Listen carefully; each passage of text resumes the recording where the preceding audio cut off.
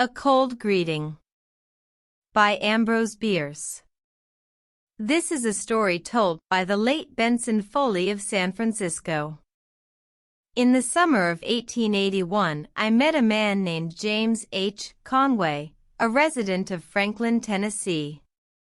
He was visiting San Francisco for his health, deluded man, and brought me a note of introduction from Mr. Lawrence Barding.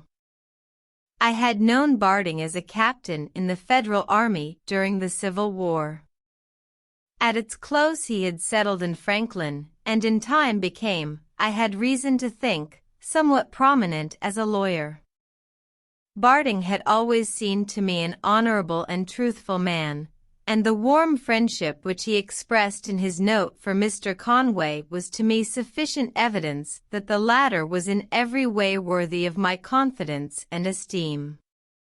At dinner one day Conway told me that it had been solemnly agreed between him and Barding that the one who died first should, if possible, communicate with the other from beyond the grave, in some unmistakable way. Just how they had left, wisely, it seemed to me, to be decided by the deceased, according to the opportunities that his altered circumstances might present. A few weeks after the conversation in which Mr. Conway spoke of this agreement, I met him one day, walking slowly down Montgomery Street, apparently, from his abstracted air, in deep thought. He greeted me coldly with merely a movement of the head and passed on, leaving me standing on the walk, with half-proffered hand, surprised and naturally somewhat piqued. The next day I met him again in the office of the Palace Hotel, and seeing him about to repeat the disagreeable performance of the day before, intercepted him in a doorway, with a friendly salutation, and bluntly requested an explanation of his altered manner.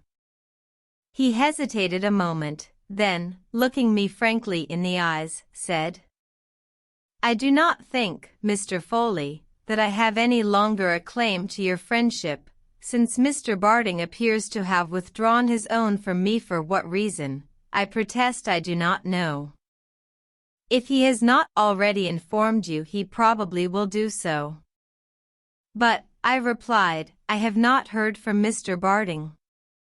"Heard from him," he repeated, with apparent surprise. "Why, he is here. I met him yesterday 10 minutes before meeting you. I gave you exactly the same greeting that he gave me. I met him again not a quarter of an hour ago, and his manner was precisely the same. He merely bowed and passed on. I shall not soon forget your civility to me. Good morning, or as it may please you, farewell." All this seemed to me singularly considerate and delicate behavior on the part of Mr. Conway. As dramatic situations and literary effects are foreign to my purpose, I will explain at once that Mr. Barding was dead. He had died in Nashville 4 days before this conversation. Calling on Mr. Conway, I apprised him of our friend's death, showing him the letters announcing it. He was visibly affected in a way that forbade me to entertain a doubt of his sincerity. "It seems incredible," he said, after a period of reflection. "I suppose I must have mistaken another man for Barding, and that man's cold greeting was merely a stranger's civil acknowledgment of my own. I remember, indeed, that he lacked Barding's mustache." "Doubtless it was another man," I assented, "and the subject was never afterward mentioned between us. But I had in my pocket a photograph of Barding, which had been enclosed in the letter from his widow. It had been taken a week before his death, and was without a mustache." The end.